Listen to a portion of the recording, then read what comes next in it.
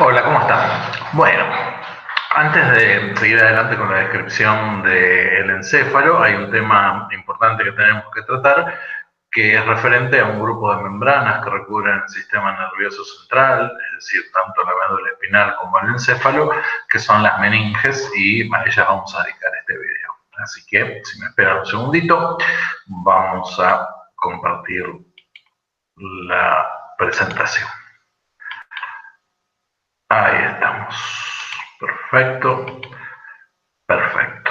Bueno, entonces, como les decía, las meninges son un grupo de membranas concéntricas, es decir, están dispuestas en capas que recubren y protegen tanto a la médula espinal como al encéfalo, es decir, a todo el sistema nervioso central. Por lo tanto, las vamos a encontrar dentro del canal vertebral y dentro de la cavidad craneana. ¿Sí?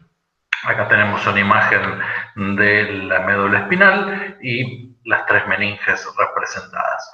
Desde la parte más externa, es decir, desde afuera hacia adentro, la primera de las meninges que aparece es la dura madre, que es una membrana fibrosa y gruesa, ¿sí? Fíjense que en la médula espinal no solo recubre la médula, sino que también recubre a las raíces dorsales y ventrales de los nervios espinales y desaparece a la altura del foramen intervertebral cuando ya emerge el nervio espinal. ¿Sí? Un plano hacia adentro, aparece la segunda de las meninges, que recibe el nombre de aracnoides, después vamos a ver por qué este nombre tan particular, y por último, y ya bien pegada a los órganos del sistema nervioso central, es decir, a la médula espinal o al encéfalo, la última de estas membranas, que está muy pegada al tejido nervioso y por lo tanto es difícil separarla del tejido nervioso, que recibe el nombre de pía madre. ¿Sí? En este esquema, además, estamos viendo algo que les mencionaba en el video anterior, no sé si se acuerdan, que es que tanto las raíces dorsales, como ventrales de los nervios espinales se originan a través de una serie de pequeños filetes, ¿sí? Que por último terminan dando origen a la raíz. Esos filetitos se van originando a lo largo de, en el caso de la raíz ventral, del surco lateroventral de la médula espinal, mientras que las de la raíz dorsal lo hacen en el surco laterodorsal. Nuevamente acá tenemos una imagen mostrándonos que las meninges entonces son tres y son concéntricas, ¿sí? La dura madre afuera, un plano más adentro de la pía, la aracnoides, perdón, y ya bien pegadita al tejido nervioso, la pía madre, ¿sí? Entre la pía madre y la dura madre, a uno y otro lado de la médula espinal, se forman un par de ligamentos que reciben el nombre de ligamentos dentados, este que estamos viendo acá, este que estamos viendo acá, los ligamentos dentados o denticulados, ¿sí? Entonces unen la pía madre con la dura madre y están alternados con la emergencia de los nervios craneanos, de los nervios espinales, perdón. Acá tenemos un nervio espinal, acá tenemos otro nervio espinal y entre los dos un ligamento dentado. ¿Sí? Acá tenemos un nervio espinal, acá tenemos el otro y entre los dos un ligamento dentado. Fíjense que este ligamento dentado o denticulado entonces que está interpuesto entre los nervios espinales atraviesa todas las capas, ¿sí? Porque se origina en la pía madre y termina en la dura madre, y también atraviesa todos los espacios que se forman entre estas meninges, que ahora vamos a ver cómo se llaman. ¿Sí? En el canal vertebral, la dura madre, la más externa de las meninges, está separada del periósteo interno del canal vertebral. Por lo tanto, entre la dura madre, ¿sí? Y el periósteo interno de la vértebra existe un espacio amplio, este que estamos señalando con la flecha, que recibe el nombre de espacio epidural. ¿Sí? Acá hicimos un aumento de este sector más arriba, acá tenemos la dura madre y el espacio que queda externamente a ella es el espacio epidural. Ese espacio epidural no está vacío, sino que está relleno de grasa en el canal vertebral, lo cual va a proteger y amortiguar traumatismos que pudieran llegar hasta la médula espinal, y en esa grasa tenemos inmersos una serie de vasos venosos que se disponen en forma de plexo y que reciben el nombre de plexos venosos vertebrales internos, ¿sí? Entre la dura madre y la meninge siguiente, que es la aracnoides, existe un pequeño espacio mínimo capilar que recibe el nombre de espacio subdural, ¿sí? Este que estamos señalando acá. Este espacio existe, se ve en el microscopio, lo van a ver ustedes en histología, pero no tiene ninguna importancia en particular. Después tenemos la aracnoides, la membrana del medio, podríamos decir, y el nombre que recibe el aracnoides es porque, o su nombre se debe a que entre esta membrana y la más profunda, la que está bien pegadita al tejido nervioso, que es la pía madre, hay un espacio importante que se llama espacio subaracnoideo, y ese espacio está cruzado por trabéculas de tejido conectivo, ¿sí? Y esas trabéculas de tejido conectivo tienen un aspecto muy similar a lo que es la tela de una araña, por eso el nombre de aracnoides que se le da a esta segunda meninge, ¿sí? La aracnoides entonces forma este espacio subaracnoideo a través de estas trabéculas que la unen con la pía madre, y ese espacio subaracnoideo va a estar lleno de un líquido, del cual vamos a hablar un poquito más adelante, que se llama líquido cefalorraquídeo. El líquido cefalorraquídeo tiene un montón de funciones, pero digamos por ahora que la que quizás sea más fácil de comprender para ustedes es que tiene una función de amortiguación, ¿sí? Es decir, al estar prácticamente la médula espinal flotando en este líquido, ¿sí? Su peso específico disminuye, es decir, no es tan pesada, pero además esa onda, ese espacio líquido va a hacer que en el caso de traumatismos ese líquido pueda amortiguar en parte el traumatismo. El líquido cefalorraquídeo también tiene otras funciones, pero por el momento vamos a quedarnos con esto. Por último, la pía madre, bien pegadita al tejido nervioso, que es la capa por la que van a estar corriendo y sobre la cual van a estar apoyados los vasos sanguíneos de los distintos órganos del sistema nervioso. Por lo tanto, cuando se producen hemorragias, muchas veces esa sangre que se escapa durante la hemorragia va a ir a parar al espacio subaracnoideo y se va a mezclar con el líquido cefalorraquídeo, ¿sí? Formando lo que en neurología se llama una hemorragia subaracnoidea. Esta disposición tan particular que tienen las meninges en el canal vertebral tiene importancia práctica, ¿sí? Concretamente en anestesiología. Recuerden que nosotros les preguntamos varias veces cuando estudiamos la osteología y la artrología de la columna vertebral qué ligamentos habría que atravesar si uno introdujera una aguja desde el exterior, ¿sí? Pasando entre el arco de una vértebra y el arco de la siguiente, concretamente entre las láminas de los arcos, que son los ligamentos amarillos, ¿sí? Si uno introduce una aguja a través de los ligamentos amarillos, una vez que atravesó el ligamento amarillo va a ingresar al espacio epidural, ¿sí? Y eso es una ventaja enorme, que exista este espacio que sea tan amplio, porque en ese espacio, a través de una aguja, podemos insertar del exterior una solución anestésica como la lidocaína, que es un anestésico local, la marca más común por la que la pueden conocer es xilocaína, y fíjense, si la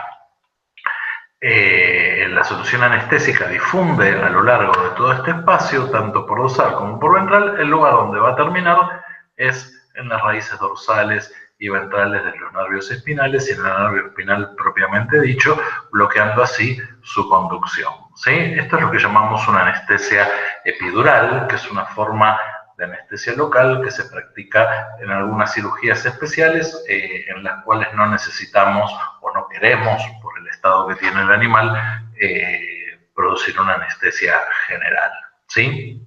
Bueno, las tres mismas meninges existen a nivel de la cavidad craneana, pero una vez que cruzamos el agujero magno, la situación cambia un poco.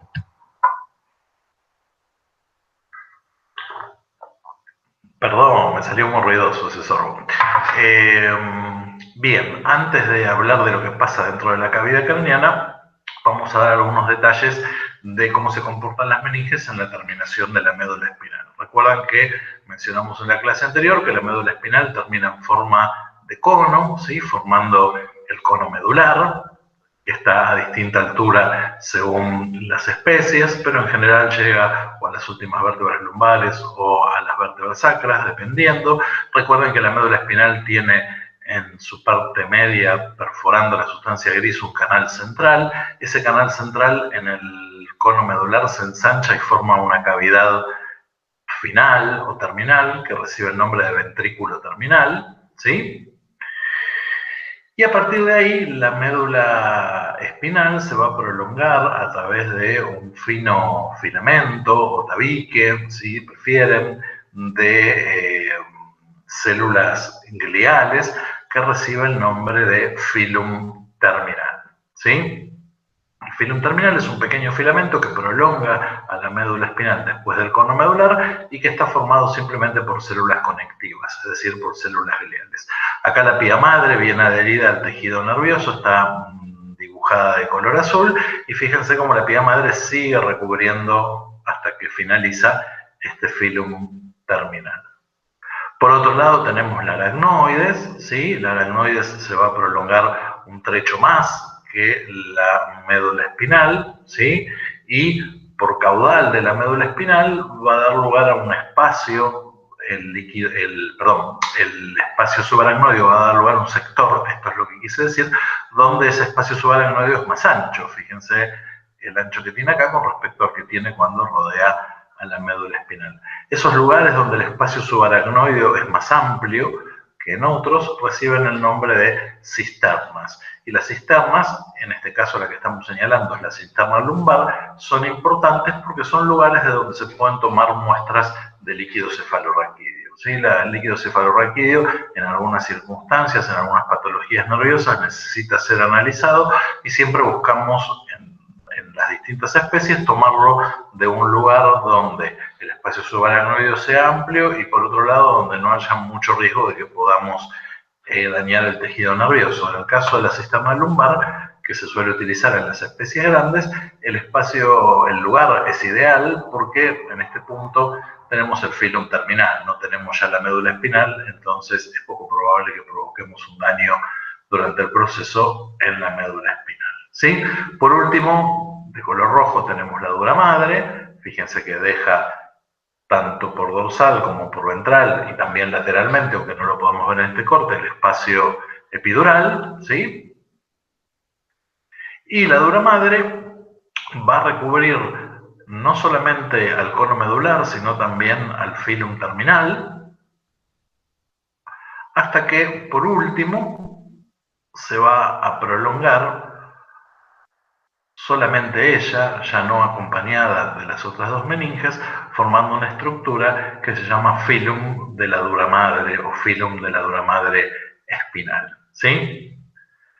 El filum de la dura madre espinal prolonga al filum terminal, pero el filum terminal y el filum de la dura madre están constituidos en forma distinta. El de la dura madre, como su nombre lo indica, está formado solamente por la dura madre, mientras que el filum terminal es un filamento glial, ¿sí? Recubierto por la pía madre. Bien. En la cavidad craneana, les decía hace un rato, la situación cambia un poco. ¿Por qué? Porque una vez que pasamos el agujero magno, la dura madre se vuelve mucho más gruesa y se pega al periósteo interno de los huesos de la cavidad craneana. De modo que ese espacio epidural tan importante que teníamos en el canal vertebral, acá desaparece, ¿sí? Este es un esquema de un corte transversal de la cavidad craneana.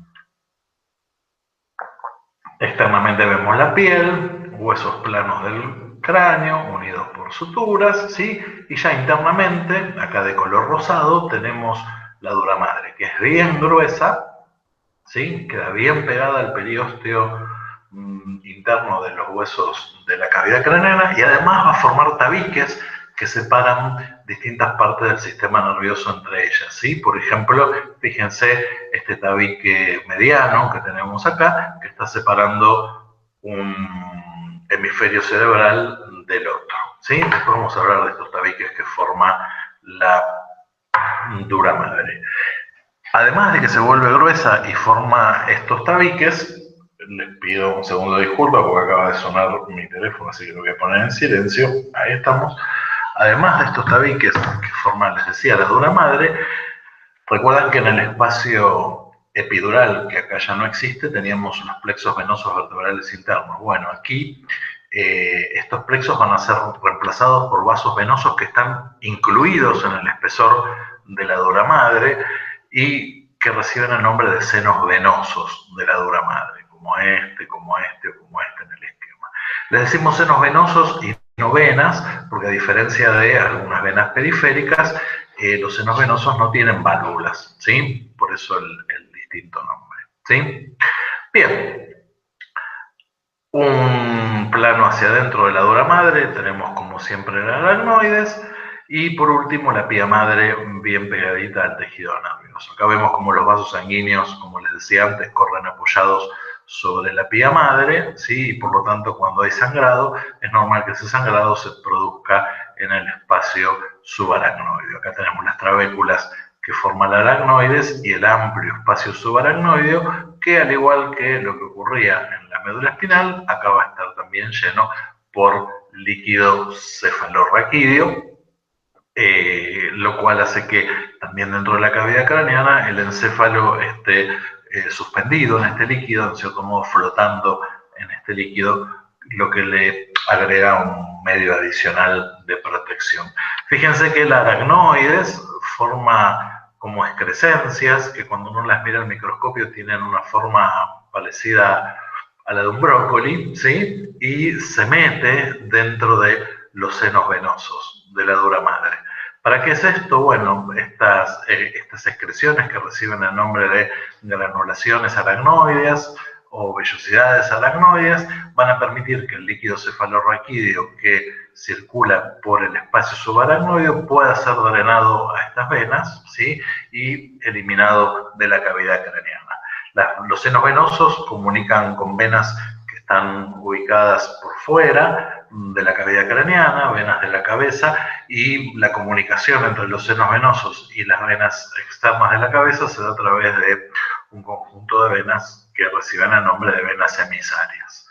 Entonces acá la gran diferencia que tenemos respecto del canal vertebral es una dura madre gruesa que contiene vasos venosos específicos que son los senos venosos, la inexistencia del espacio epidural y la formación de tabiques que creo que ya lo dije, la dura madre forma entre las distintas estructuras que forman el encéfalo. ¿Sí? Esto que estábamos viendo es un esquema, acá lo estamos viendo en un corte real, acá tenemos el hueso craneano, un hemisferio cerebral, el otro hemisferio cerebral, la dura madre bien pegadita al periósteo interno de los huesos, formando tabiques como este, que separa un hemisferio del otro, y en el grosor de la dura madre, estos vasos venosos especializados en válvulas que reciben el nombre de senos venosos de la dura madre. Este tabique especial de la dura madre que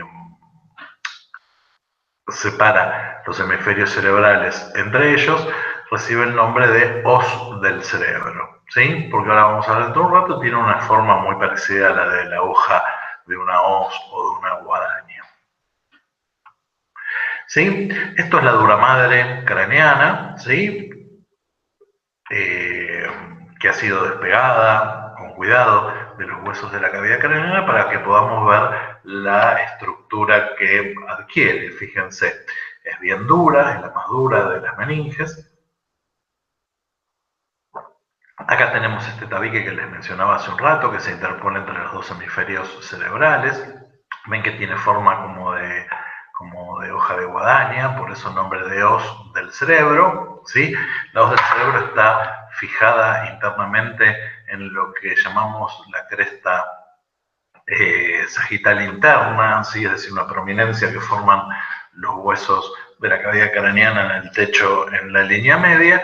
Y si recuerdan también, cuando vimos la cavidad craneana, mencionamos un tentorio óseo, ¿sí? Y de ese tentorio óseo, o en ese tentorio óseo se fija este otro tabique que forma la dura madre, que recibe el nombre de tentorio membranoso del cerebelo o tienda membranosa del cerebelo, porque lo que va a separar es un gran órgano que tenemos acá en rostral, que es el cerebro, de otro que tenemos por caudal, que es el cerebelo, ¿sí?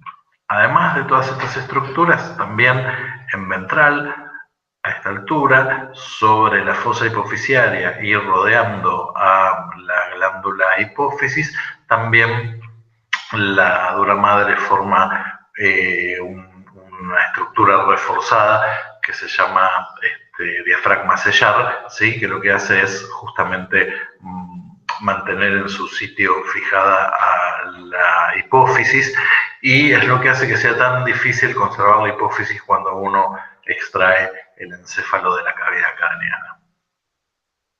Acá estamos viendo en un corte más genérico, no más genérico, perdón, más amplio, cómo se disponen las meninges, ¿sí?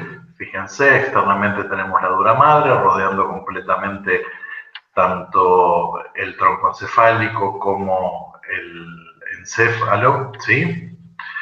El cerebro y el cerebelo. Acá estamos viendo bien el tentorio membranoso del cerebelo, separando el cerebro del cerebelo. La hoz del cerebro no la vemos porque quedaría ubicada acá, justamente entre un hemisferio y el otro. La pía madre sabemos que va bien pegadita al tejido nervioso, y un plano hacia adentro de la dura madre tenemos la aracnoides. Todo este espacio que estamos viendo acá, acá, también acá, también lo seguimos viendo ahí, es el espacio subaracnoideo, que como dijimos contiene líquido cefalorraquídeo.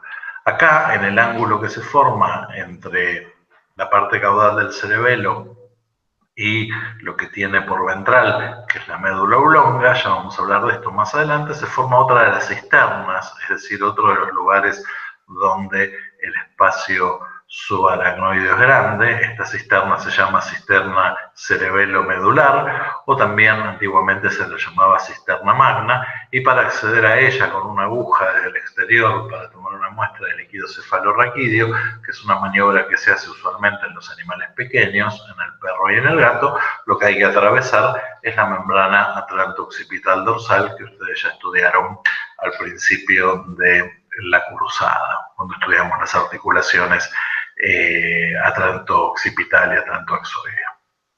Bueno, hemos estado hablando del líquido cefalorraquídeo, dijimos que estaba ubicado en el espacio subaracnoideo, ¿sí? Pero el líquido cefalorraquídeo no se produce en el espacio subaracnoideo, se produce en otro lado.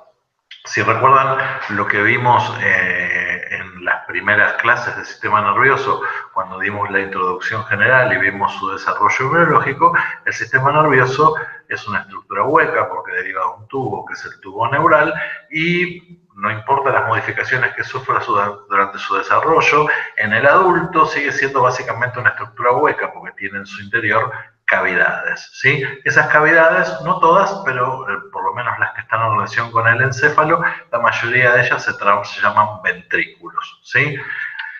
Hay dos ventrículos, esto es un esquema muy sencillo, hay dos ventrículos laterales que están en el interior de los hemisferios cerebrales, ¿sí? Es decir, en el telencéfalo, uno derecho y uno izquierdo. Después hay un tercer ventrículo que está rodeando al diencéfalo, ¿sí? Un acueducto mesencefálico que transcurre justamente a través del mesencéfalo, y por último un último ventrículo que se llama cuarto ventrículo, que es la cavidad que está asociada al rombencéfalo, ¿sí? Es decir, que va a estar comprendido entre el metencéfalo y el metencéfalo. A partir del cuarto ventrículo hacia caudal, la continuación sería el canal central de la médula espinal, ¿sí? Bueno, el líquido cefalorraquídeo se produce en vasos especializados que están ubicados en los ventrículos, ¿sí? Y esos vasos especializados reciben el nombre de plexos coroideos, ¿sí? Los plexos coroideos son vasos a través de los cuales el líquido cefalorraquídeo va a filtrar y se va a volcar dentro de estas cavidades, de modo tal que hay plexos coroideos en el ventrículo lateral, hay otro en cada uno, hay un plexo coroideo en el tercer ventrículo y también hay un plexo coroideo en el cuarto ventrículo. Estos plexos están todo el tiempo produciendo líquido cefalorraquídeo, que va a circular por estas cavidades, ¿sí? De los ventrículos laterales al tercero, del tercero al acueducto, del acueducto al canal central de la médula espinal, ¿sí? Pero nosotros dijimos que también había líquido cefalorraquídeo en el espacio subaracnoideo, es decir, por fuera de todo esto, en las meninges. ¿Cómo hace el líquido que se produjo en este sistema ventricular del encéfalo para aparecer afuera en un espacio entre las meninges, en el espacio subaracnoideo? Bueno, esto es porque el cuarto ventrículo, del cual ya vamos a estudiar en detalle, todos estos ventrículos los vamos a estudiar ahora más adelante en detalle, con límites, demás. Por ahora lo estamos introduciendo nada más. Bueno, este cuarto ventrículo, que es la cavidad del rombencéfalo, tiene dos aberturas que se llaman aberturas laterales, y a través de esas aberturas el líquido pasa al espacio subaracnoideo para, por último, ser drenado, como vimos, por las vellosidades aracnoides, que lo van a volcar dentro de los senos venosos de la dura madre. Es decir, que la cantidad de este líquido que hay adentro del encéfalo en el espacio subaracnoideo se mantiene constante, porque la velocidad de producción en los plexos coroideos es igual que la velocidad a la que es drenado a través de las vellosidades aracnoides. Cualquier alteración en este proceso, sea que se produce más líquido cefalorraquídeo en los plexos coroideos, por ejemplo, porque hay una inflamación del encéfalo, una encefalitis, una meningitis, ¿sí? Sea que una hemorragia en el espacio subaracnoideo por la formación de coágulos está impidiendo el normal drenaje a los senos venosos, o sea porque el animal tiene un defecto de nacimiento, por ejemplo una patología congénita. Es muy común que algunos animales nazcan sin el acueducto mesencefálico desarrollado. En cualquier caso en que se vea o aumentada la producción o obstruido el drenaje del líquido cefalorraquídeo, lo que se va a producir es un estado patológico, una patología que recibe el nombre de hidrocefalia. La hidrocefalia es el acúmulo de líquido cefalorraquídeo dentro del espacio ventricular del encéfalo y del canal central de la médula espinal, y también un acúmulo en el espacio subaracnoideo. Imagínense que el encéfalo en un animal que todavía no soldó sus huesos craneanos, es decir, que no formó todavía sus suturas, un aumento de la presión puede acompañarse de una deformación de la cabeza, pero en un adulto, donde ya están las suturas conformadas, la cavidad craneana es inextensible, por lo tanto lo único que le queda en esta situación patológica al encéfalo es empezar a sufrir la presión que desde el interior ejerce el líquido cefalorraquídeo sobre el tejido nervioso, lo que da lugar a síntomas neurológicos muy variados, muy ricos. Esta patología, la hidrocefalia, es una patología con la que se van a cruzar con bastante frecuencia aquellos de ustedes que se dediquen a animales pequeños, y afortunadamente con medicaciones que disminuyen la producción de líquido cefalorraquídeo, como los diuréticos y otro tipo de tratamientos, se puede en muchos animales tratar. En medicina humana se hace un desvío de el espacio subaracnoideo a alguna vena periférica a través de una cánula, pero este tipo de cirugías en los animales no han resultado efectivas.